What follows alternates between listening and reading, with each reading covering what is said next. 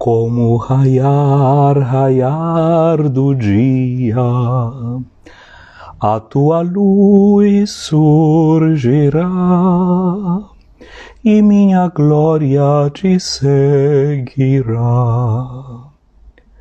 E minha glória te seguirá. Penitência que me agrada é livrar o oprimido das algemas da injustiça, abrigar o desvalido, repartir comida e roupa com faminto e maltrapilho. Como raiar do dia, a tua luz surgirá e minha glória te seguirá. E minha glória te seguirá. Teus clamores ouvirei, tuas chagas sararão. Se expulsares de tua terra toda a vil escravidão, se com pobres e famintos dividires o teu pão, como raiar do dia, a tua luz surgirá e minha glória te seguirá. E minha glória te seguirá. Tua noite será clara como o dia de verão. Te guiarei pelo deserto, te darei da força ao pão. Teu jardim florescerá, vivas fontes jorrarão. Como o raiar do dia, a tua luz surgirá e minha glória te seguirá. E minha glória te seguirá. Sobre antigos alicerces reconstróis nova cidade. Se prezares o meu nome, se meu dia respeitares, se por mim deixares teus planos, acharás felicidade. Como o raiar do dia, a tua luz surgirá e minha glória te seguirá. E minha glória te seguirá. Minha amiga, meu amigo, graça e paz a você que acompanha essa nossa meditação a cada dia.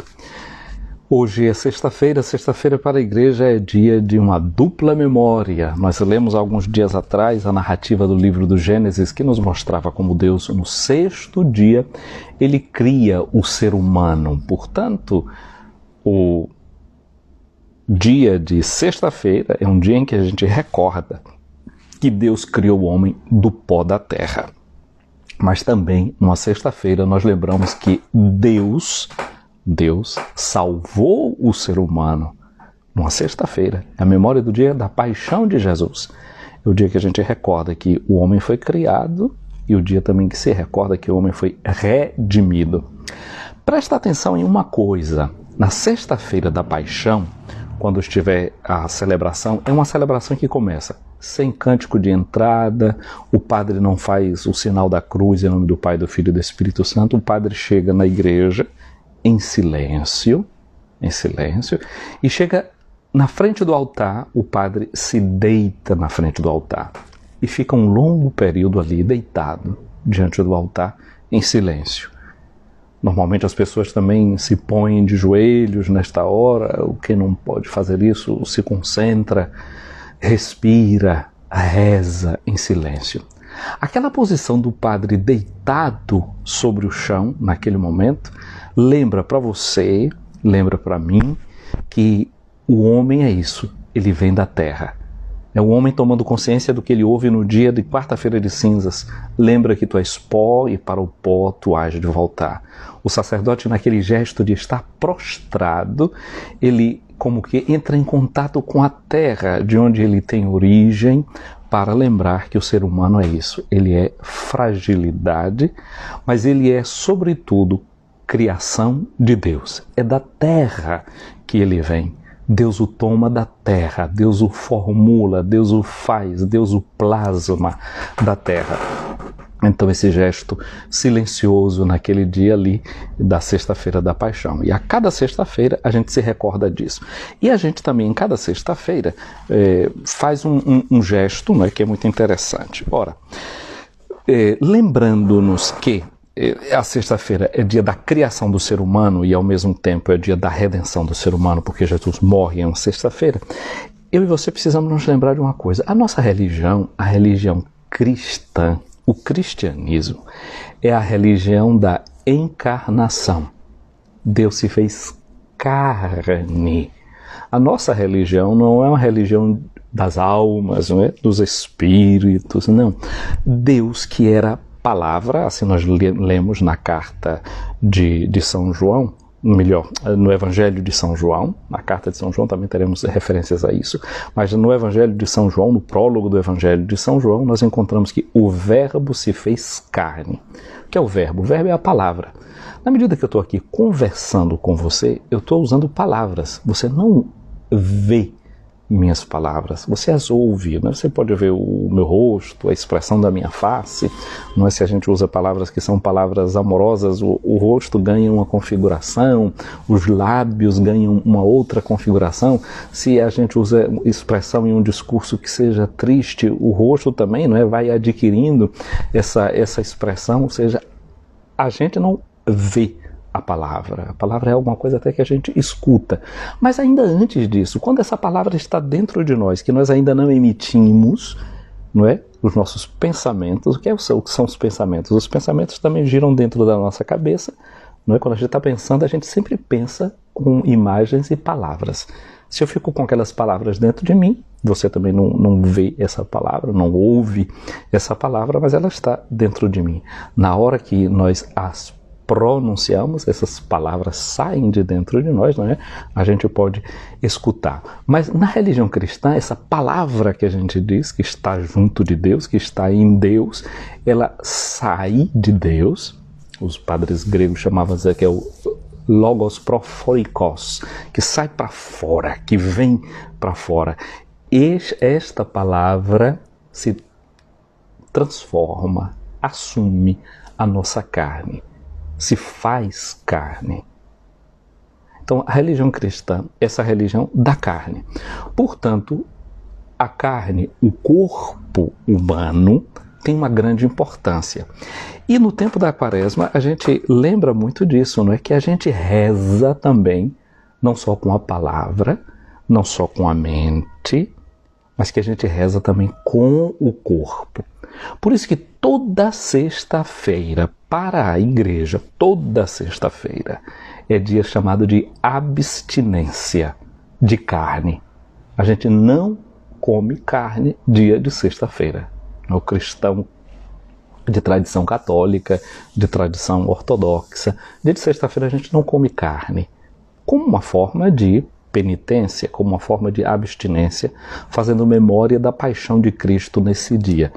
Aí tem gente que diz, então tem que comer peixe nesse dia? Não, a igreja não diz que tem que comer peixe dia de sexta-feira. A igreja diz que a gente não come carne, se abstém da carne. Porque a carne era tida como um alimento requintado, etc. A gente se separa desse gesto bom, aquilo que dá um gosto na vida da gente, para lembrar a paixão de Jesus. Uma forma de, com o corpo, a gente rezar. O corpo entra na oração, não só a palavra, não só o pensamento, mas o próprio corpo. Então a gente reza com a boca, a gente reza com os lábios, a gente reza com o gosto. É certo também que a igreja diz que esse gesto da abstinência pode ser trocado, pode ser comutado por uma outra coisa. a gente pode fazer um ato de misericórdia, a gente pode fazer uma ação de caridade em lugar de se abster da carne. Isso também é possível, a igreja ensina isso. E tem pessoas também que praticam o jejum, não é? Mas a igreja mesmo, ela orienta 2 dias de jejum, bem estendidos, 3, que é a quarta-feira de cinzas, que é a sexta-feira da paixão e o sábado. Ou então, em outros momentos, que a igreja nos convoque, que a igreja nos peça um ato, um jejum. No tempo de Jesus, havia estabelecido pela lei um dia para jejuar, pela lei, que era uma chamada festa do perdão. Na língua de Jesus se dizia era a festa do Yom Kippur. Era aquele que era o dia que todo Israel era chamado a fazer jejum. Mas tinha gente que pertencia a certos movimentos, a certos grupos religiosos observantes, que faziam, não é? Mais, a gente podia dizer assim, com mais radicalidade. Esses grupos, então, como o grupo dos fariseus, o que é que eles faziam? Eles não jejuavam apenas uma vez por ano, não. Eles jejuavam toda semana. E toda semana, 2 dias, eles faziam jejum, que era o dia de segunda-feira e era o dia da quinta-feira. Nesses 2 dias, quem pertencia à seita, ao grupo, ao partido dos fariseus, fazia jejum. E os discípulos de São João Batista também seguiam esses preceitos. Tinha um grupo de um monastério que vivia no deserto chamado grupo de Qumran. Eles também eram muito observantes dessas práticas religiosas.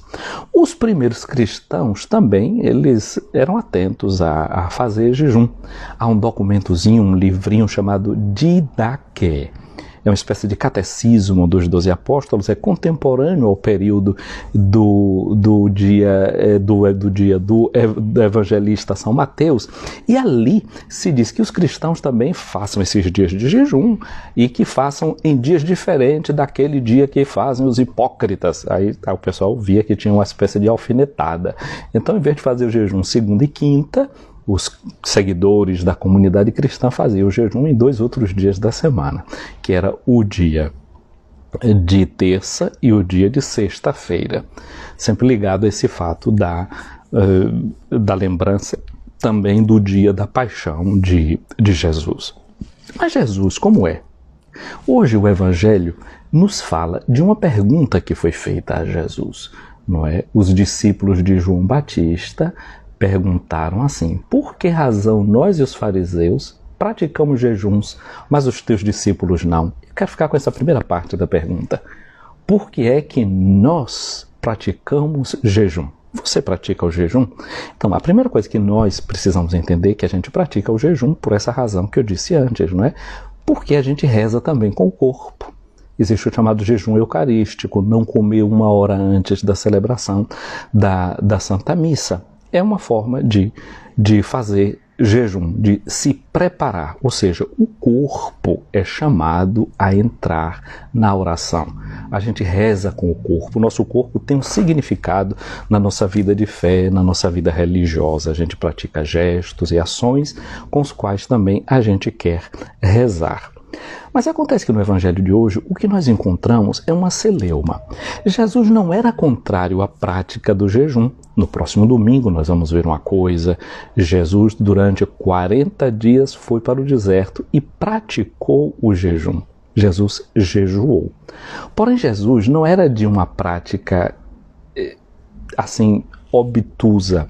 Jesus gosta sempre de que a gente saiba o sentido das coisas. Esses aqui perguntaram para Jesus, esses discípulos de João Batista, não é? Por que é que nós praticamos o jejum? Teus discípulos não. Por que é que teus discípulos não praticam o jejum? Porque naquele momento em que Jesus estava ali com seus discípulos, então seguramente os discípulos de Jesus não estavam observando a prática dos fariseus que eles criaram, que eles inventaram de fazer jejum 2 vezes por semana e não apenas aquele dia de jejum 1 vez por ano. Os discípulos de João Batista também jejuavam várias vezes, né, como eles dizem aqui, está lá escrito no texto do Evangelho de hoje. E Jesus sai com uma resposta que é muito interessante. Jesus disse: por acaso os amigos do noivo podem estar de luto enquanto o noivo está com eles, dias virão em que o noivo será tirado do meio deles, então sim, eles jejuarão. Então Jesus lembra para esses discípulos de João Batista e dá esse sentido, né? Qual era o sentido daquela prática que os fariseus tinham e que os discípulos de João Batista tinham? Era que o jejum era uma forma de eles, pela oração e por essa prática corporal, suplicar, pedir a vinda do Messias, a vinda do Redentor. Jesus já estava no meio deles. Jesus já era o esposo presente na festa de casamento. Mas eles não tinham entendido isso ainda. Ainda não tinham compreendido que ali estava o esperado, o desejado e aquele que era o motivo do jejum. Essa cena que nós vemos no Evangelho de hoje, ela está no capítulo 9 de Mateus, são os versículos 14 e 15. Foi o que aconteceu antes nessa cena aqui do Evangelho. É que Jesus passou por uma coletoria de impostos, encontrou um homem chamado Levi, que estava cobrando impostos e disse para aquele homem, vem e segue-me. Levi abandonou tudo e seguiu atrás de Jesus. Lembra daquela música do Padre Josézinho, não é? No meu telônio jogando a rede, sob a figueira ou a caminhar, buscando água para minha sede, querendo ver meu Senhor passar. Quando Jesus passar, Jesus passou pela vida de Levi, que depois nós chamamos de Mateus, e Jesus diz, vem comigo. Ele deixou tudo. A profissão dele era uma profissão mal vista, era chamado de um pecador público. Ele deixou tudo, mudou de vida e foi seguir Jesus. Deixou para trás o seu dinheiro, a colaboração que ele dava para o Império Romano, cobrando aqueles impostos, que era uma forma de exploração ao povo. Ele deixou de explorar o povo, chamou Jesus à casa dele e chamou todos os cobradores de impostos também, e outras figuras de má vida, prostitutas que estivessem por ali, aquela gente que não era bem vista. Essa gente foi fazer a ceia com Jesus. E os fariseus perguntaram para os discípulos de Jesus, por que é que o mestre de vocês se senta com pecadores públicos, com publicanos, com essa gente de má fama? E Jesus respondeu para eles, vocês precisam entender, não é o que de verdade é a misericórdia. Eu vim para os pecadores, eu sou como um médico, eu estou aqui para os doentes, não para quem está sadio. Eles não tinham entendido que o sentido do jejum é a conversão do coração, é a mudança de uma atitude, é uma mudança de vida, e que Mateus estava mudando de vida, e portanto tinha sentido Jesus estar ali na casa dele, naquele banquete. Os discípulos de João Batista estão ali nesse mesmo banquete e não estão entendendo o que é a coisa fundamental, o que é a coisa importante. Tem gente que pura e simplesmente se apega a certas práticas sem entender o sentido delas. É como se alguém de repente pusesse um monte de andaime quando começa a construir uma casa, ou para pintar uma casa, ou para fazer uma reforma. Mas depois que a reforma está feita, o que é que a gente faz? A gente tira o andaime. A gente não deixa um andaime ali na frente da casa, tirando a beleza da casa, tirando a beleza da construção. O jejum é isso, é um instrumento, é uma prática. E que é alguma coisa que chega no seu momento, experimenta o seu limite, é passageiro, deve ir embora. E deixar o lugar para o sentido real daquilo que ele estava ajudando a preparar, que era a vinda do reino, a presença e a chegada do Messias. Eu comecei cantando aqui um cântico, não é? Você que está aqui desde o início ouviu. Nós encontramos no anexo dos cânticos que tem no livro da Liturgia das Horas, nesse tomo, nesse volume para o tempo da Quaresma e da Páscoa, que é inspirado na profecia de Isaías, no capítulo 58, versículos de 1 a 9, que é justamente essa pergunta de Deus, não é? Qual é o jejum que me agrada? É a primeira leitura de hoje, né? Que tipo de jejum Deus quer de nós? É esse jejum de não comer alguma coisa? Jesus disse, olha, vocês podem jejuar, nós ouvimos na quarta-feira de cinzas no capítulo 6 do Evangelho de Mateus, mas não precisa ficar com o rosto desfigurado, conserva a alegria no rosto, lava a cabeça, põe um perfume. Vocês não devem fazer coisas para ter aparência, vocês devem cuidar da essência, daquilo que está lá dentro de vocês, do que é mais profundo. Então essas práticas nos devem ajudar e não atrapalhar o nosso crescimento na fé. Então Deus diz com muita clareza que não adianta a gente fazer jejum, ficar com a cabeça baixa parecendo um junco, se na verdade a gente não sabe repartir o pão.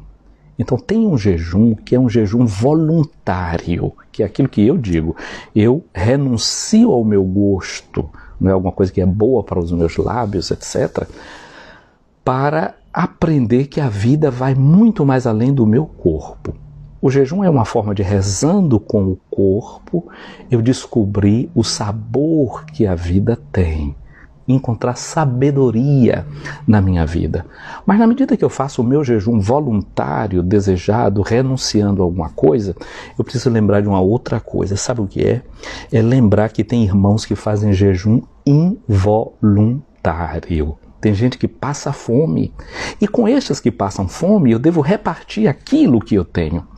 Eu acho muito bonito que em alemão, quando a gente vai falar desse tempo da quaresma, eles chamam de Fastenzeit. São duas palavras juntas. Fasten, que significa jejuar, Zeit, que significa tempo. Aí a gente lê a palavra, entende a palavra de trás para frente. Fastenzeit significa o tempo, Zeit, de fazer jejum. Mas sabe o que é bonito lá? Eu via os adolescentes, os jovens, eles faziam jejum, Fasten, renunciavam a alguma coisa, paravam de comer chocolate, paravam de comer doce, paravam de fumar. Muito do que eles fazem, que era para fazer o quê? Para economizar, para ter um dinheiro a mais, para poder ajudar depois na grande coleta que a igreja faz para a Miserior nesse tempo da quaresma. Então, o jejum é para também eu aprender a colocar alguma coisa à parte para servir ao meu irmão, para dar ao outro. Não é para eu fazer uma economia, é para eu me colocar ao lado daqueles que fazem um jejum na vida inteira, passa por dificuldades involuntariamente.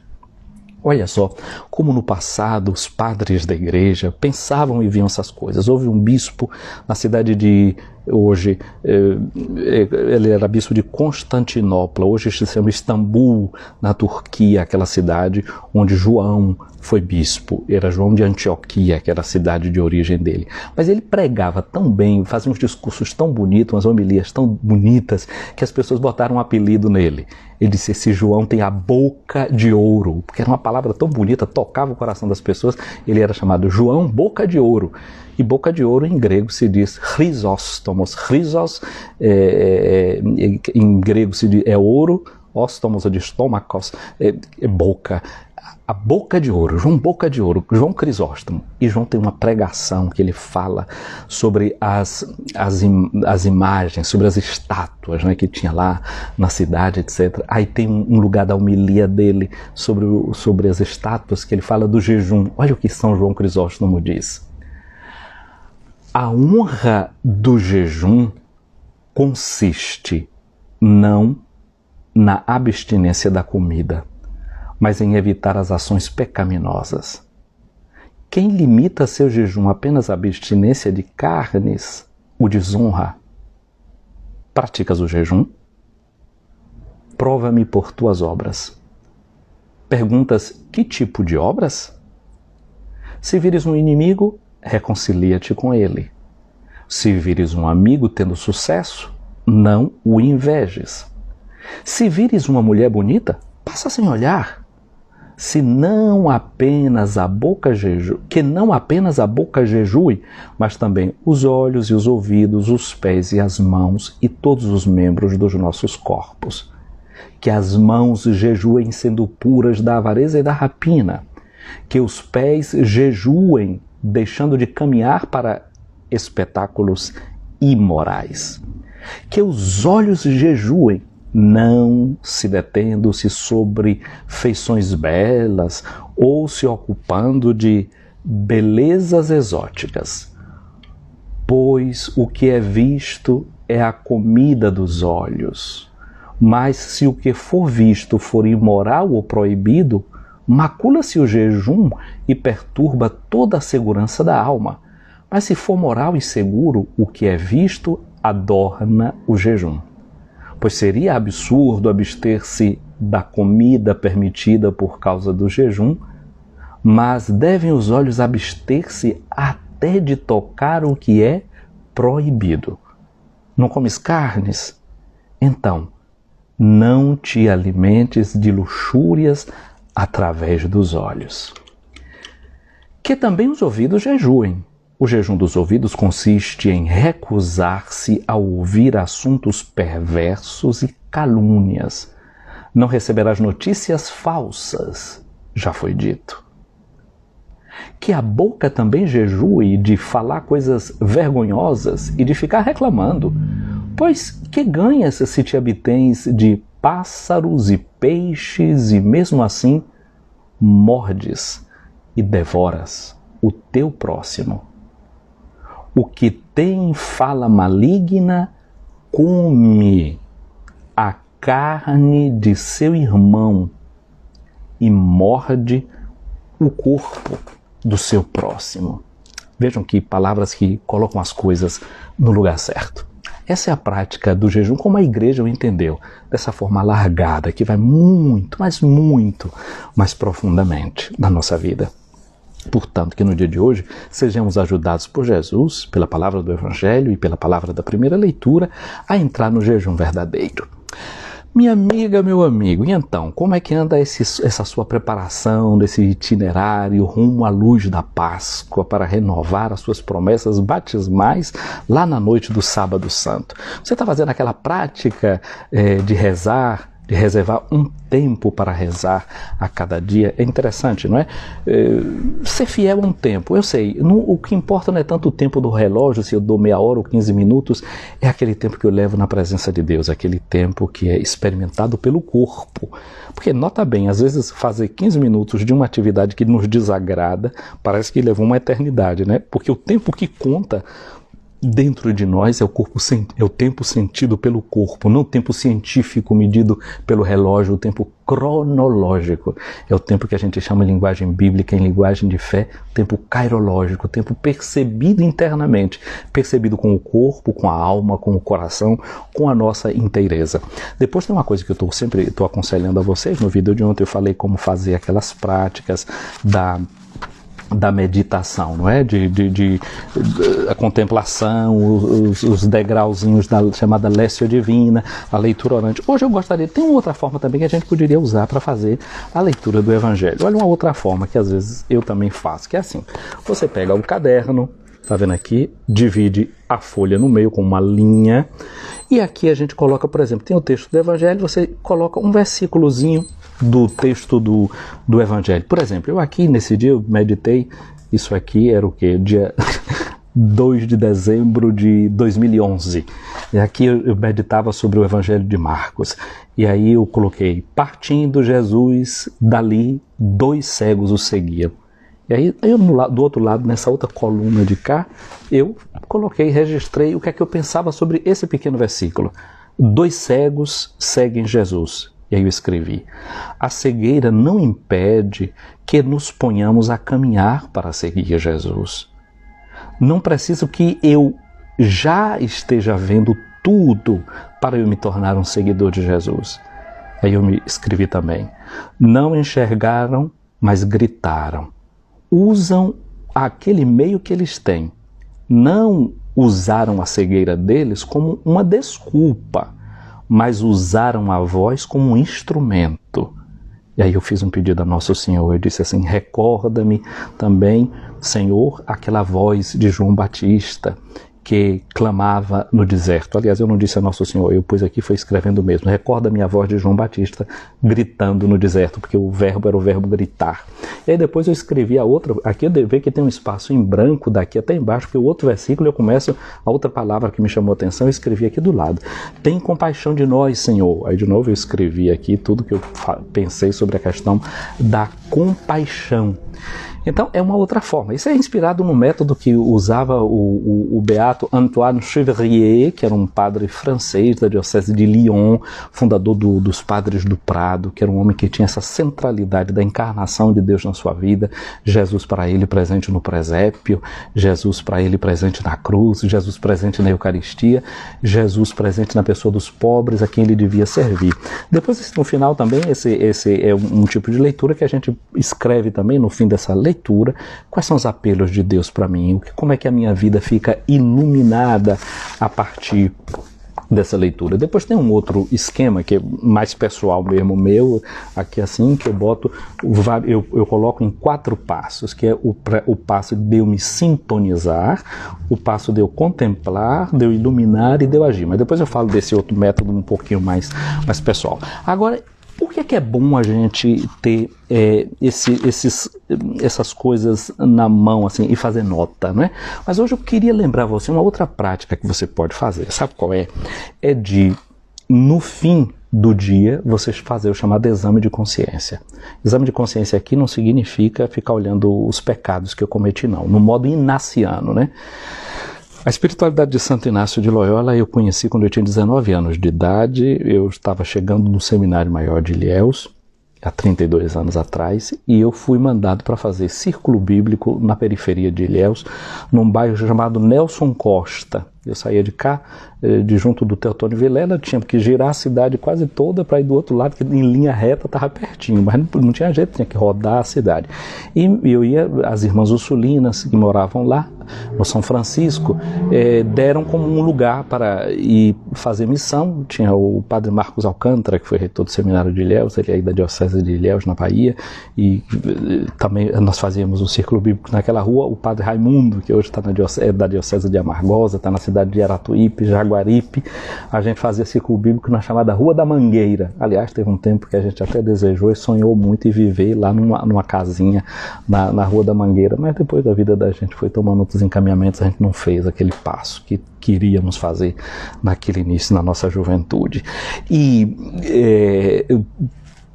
me mandaram fazer esse círculo bíblico lá na Rua da Valeta, e lá eu descobri uma senhora, chamava-se Isabel. Ela, de vez em quando ela vê meus vídeos, talvez veja até esse de hoje, talvez esteja assistindo agora, eu não sei. Eu olhava para Isabel, ela partilhava no círculo bíblico, tinha uma coisinha ali que era diferente naquela mulher. E eu achava que ela frequentava a ETEL, a chamada Escola de Teologia para Leigos. Aí, depois de um tempo, eu tive coragem e perguntei para ela se ela fazia a ETEL. Aí ela disse, não.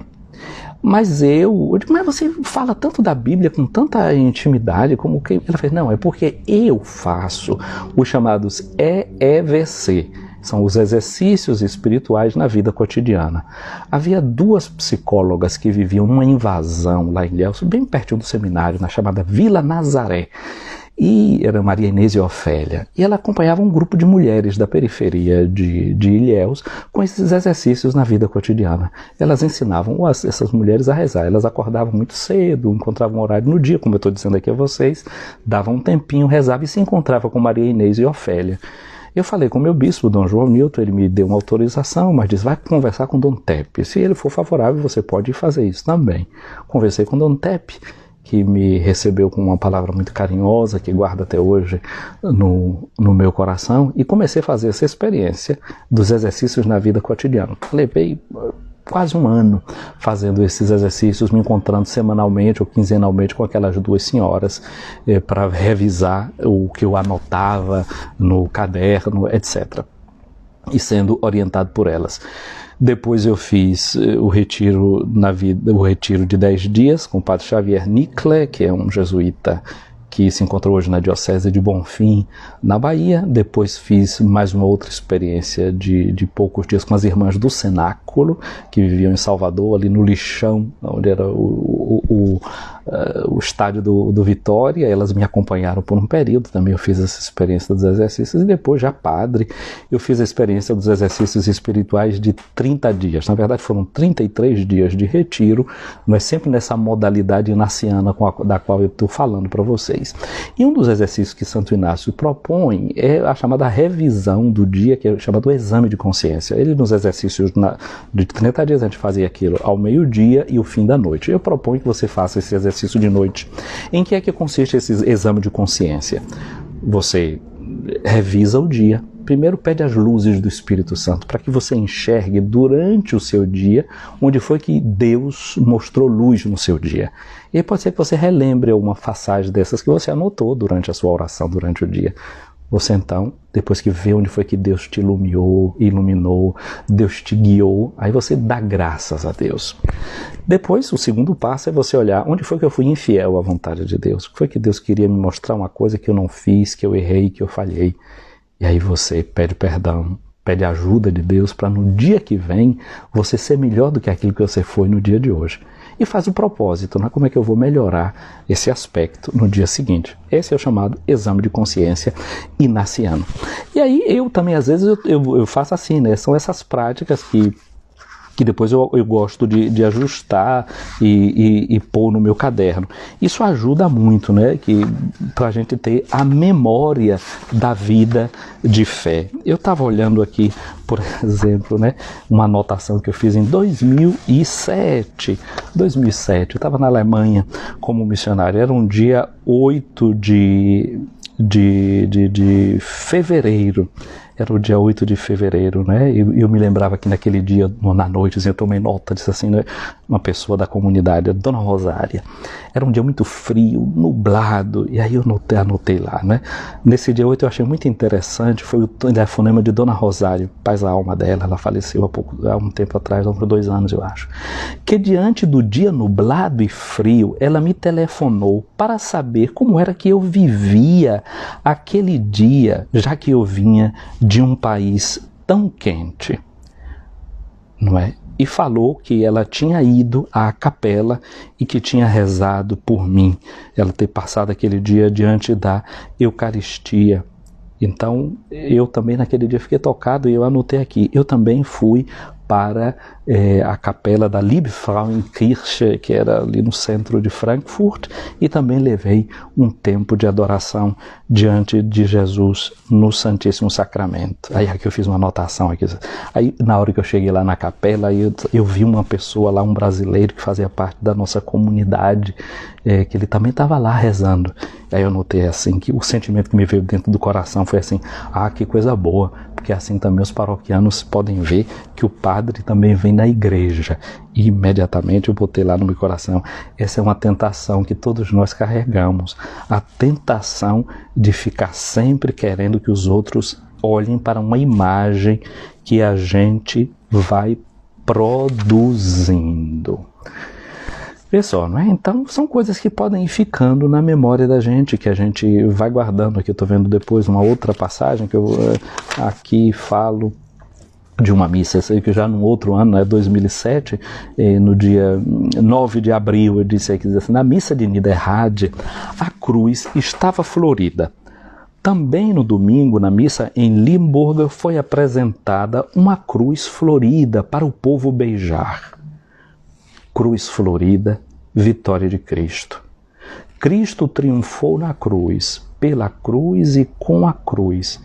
Eu vi nisto o chamado para que eu assuma cada dia a cruz e faça a minha cruz florir. Eu senti que para a cruz florir não podemos tirar dela o Cristo. Só com Cristo a cruz tem sentido. Sem Cristo a cruz é espoliada do seu sentido profundo. Aí eu digo aqui, não é? Eu desejei carregar as minhas cruzes, as minhas dificuldades, os meus sofrimentos, as minhas dores, com Cristo, por Cristo e em Cristo. Eu quero deixar que seja Cristo em mim a carregar a minha cruz, pois sabe Ele o mistério de fazer a cruz florir. Ele conhece o segredo de tirar a vida lá onde existe a morte, de fazer uma cruz florir. O Pai que no jardim do Éden plantou a árvore da vida, conhece esse mistério de vida que mesmo na morte está contido.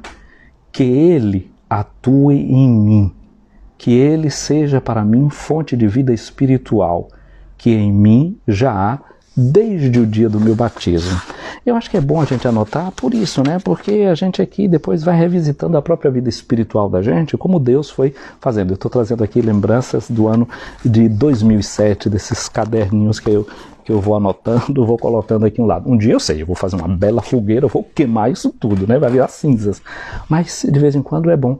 Eu estava revisitando, por exemplo, às vezes eu anoto os sonhos, né? Eu estava anotando aqui um sonho que eu tive, era também um mês de fevereiro, acho que era 2007 também, um sonho que eu tive, e essa semana eu vi numa página de uma internet de uma certa paróquia da minha diocese uma cena que era justamente mais ou menos parecido com uma cena que eu tinha sonhado um tempo atrás, que não tinha cabimento aquele sonho naquele dia, naquelas circunstâncias, e hoje eu vi assim, olha, aquele sonho que eu tive, Deus agora está realizando. Então são coisas muito, muito importantes a gente manter uma memória viva, não é? Essas reminiscências, Deus visita a gente no mundo das nossas imagens, como Ele nos toca. Então, portanto, eu estimulo você a ter esse seu caderninho de bordo aí, que você vai sintetizando. Não é pura e simplesmente um diário, não. É uma vida da gente que vai sendo registrada. Assim como a Bíblia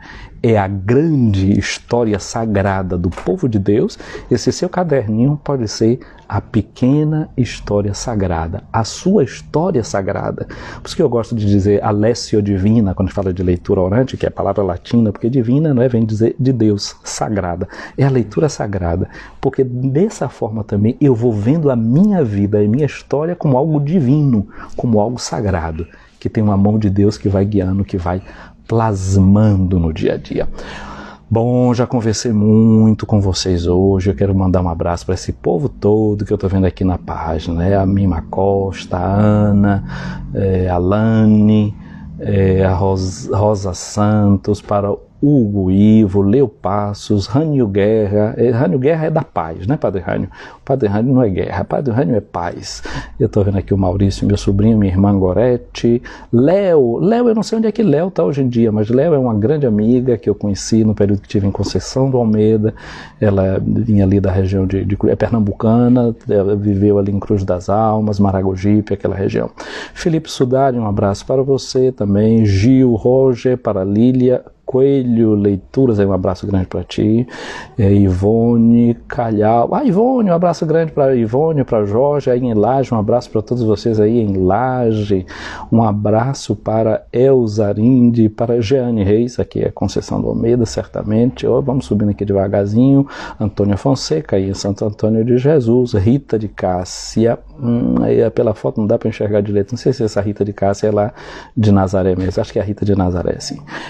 A Vilma Araújo, Paranide Gomes, que está nos acompanhando. Depois eu vejo que tem duas pessoas aqui que pediram a solicitação. Um abraço para o meu irmão César Augusto, aí nos caminhos da patrologia pelo Rio Grande do Sul. Quando a gente chegar, César, vamos unir as forças aí para ver o que, é que a gente faz, viu? A Anne Grana, Vani Brito, Lucy, quem é mais aqui? Aria de Amargosa, Dinea Flores, Sônia, Lucy, muito bem, muito obrigado. Jair Reis, Coelhos Leitores, eu vejo aqui, Manuela, Deise, Nando, produtora, né? Um abraço, Nando, para você. Nando, como é teu projeto aí sobre essa questão da espiritualidade popular, a vida do nosso povo nas rezas? Tu não deixa esse projeto morrer não, viu? Vê uma live que eu fiz com minha mãe aí sobre a sentido da quaresma. Eu acho que são coisas dessa natureza que você precisa botar para frente. Joel Mandrade, um abraço para você. Edilene, Coelhos Leitores, aí Jussara, Jussara, um abraço para você. Meirinha, Meirinha, acho que é Meire do Espírito Santo, aí de Amargosa, um abraço aí para você. Dá um abracinho a Désia também. Eu acho que já foi tudo aqui. Não, tem mais gente aqui aparecendo. Olha, desculpa aí porque não consigo ler os comentários que vocês fazem, não, porque o negócio engancha. Padre Tiago, um abraço, Padre Tiago, Deus abençoe você e seu ministério. Pronto, eu acho que eu disse tudo. Shirley Salvador, um abraço grande para vocês todos aí na Paulus, não é? Essa nossa livraria. Eu já estuquei a Shirley dizendo que eu quero saber como é que a Paulus vai entrar numa parceria com essa nossa página, viu, Shirley? Eu estou fazendo aqui o desafio de público, quero saber, né? Aquela nossa live agora para a quaresma vai sair ou não vai? Depois a gente conversa aqui no privado. Fica o desafio público. Eu quero ver como é que a Paulus vai entrar aqui na parceria com a gente, estimular os nossos participantes aqui, não é? E dar algum prêmio, não é? Nesse tempo de de Páscoa aí.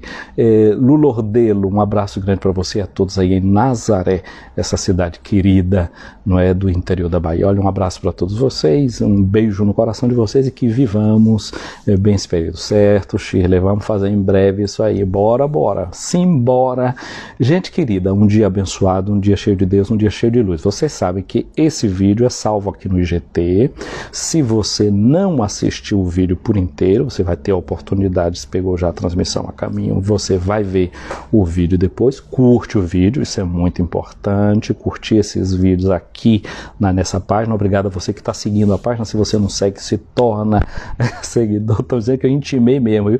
É aquele leitor, você também fica de olho, viu? E depois, eu mando esse vídeo também para a página do Facebook, e vão lá, sigam aquela página, se inscrevam no canal, alerta o sininho para quando tiver coisas ali ao vivo, e vai curtindo os vídeos, porque vocês vão dando um impulso. Se vocês acham que é uma ajuda para vocês, pode ser uma ajuda também para outras pessoas. Minha amiga, meu amigo, sobre nós vem a bênção de Deus Todo-Poderoso, o Pai, o Filho e o Espírito Santo. Amém. Fiquem com Deus, um dia de verdade abençoado.